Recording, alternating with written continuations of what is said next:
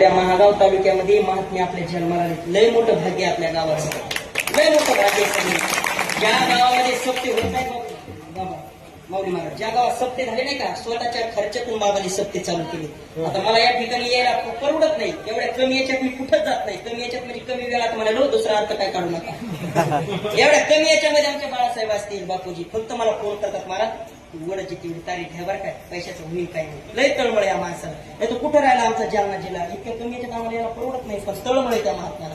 जिथं सप्ते चालू होत नाहीत का, एकच वाटतं त्यांना, गाव सुधरावं, माणसं सुधरावं, परमार्थ करावा, तेवढाच या माणसाचा उद्देश. यांना जर स्वार्थ करायचा असतात, आता कोट्याधीश झाला असता हे महात्मा, कोट्याधीश. कारण यांना समोरासमोर स्तुतीत चालत नाही, पण खरं माणसानं बोलायला थांबायचं नाही. स्वतः कोट्याधीश झाला असता हे महात्मा. काय करत होते याला ब्रह्मचारी पद घेण्याचं, सुखाने संसार केला असता, घरं बांधले असते, माड्या बांधल्या असते. पण नाही, या आठ मार्गाला लोक चाललेत आपल्या परिसरामध्ये. कोणी महात्माने, कोण परमार्थ करायले. त्या महात्म्यानं जर इकडे जर लक्ष दिलं नसतं ना, आपल्याला परमार्थ सुद्धा कळला असता. वाईट विचित्र या कलियुगाची. आता सध्या तरी माणसं पशु पक्षी कापून खायले, पण इथून पुढे डोळ्यांना सुद्धा बघू वाटणार नाही कलियुगामध्ये. माणसं माणसाला खातील, परमार्थाची जर गोडी नाही लागली तर. आणि परमार्थाची गोडी लावून दिली आपल्याला भाऊजीनं.